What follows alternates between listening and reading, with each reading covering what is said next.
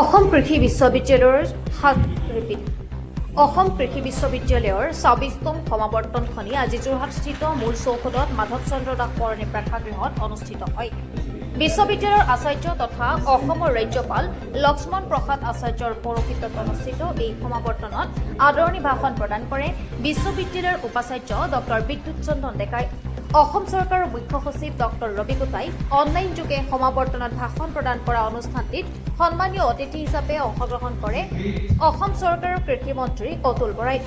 এই সমাৱৰ্তনতে অৰুণাচল প্ৰদেশৰ বনৌষধি চিকিৎসা বিশেষজ্ঞ ইয়ানুং জেমং দিকক সন্মানীয় ডক্টৰেট ডিগ্ৰী প্ৰদান কৰা হয়।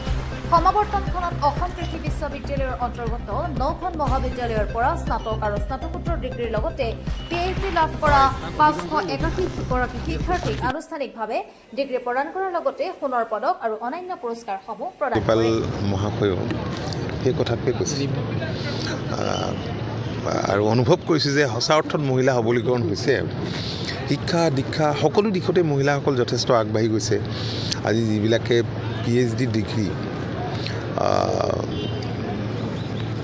লাভ কৰা দেখিলোঁ তাৰ বেছিভাগেই মহিলা বা মাষ্টাৰ ডিগ্ৰী গ্ৰেজুৱেশ্যন লৈছে কৃষি বিশ্ববিদ্যালয়ৰ পৰা। এইটো আমাৰ কাৰণে এটা আশাৰ বতৰা আৰু গৌৰৱৰো কথা।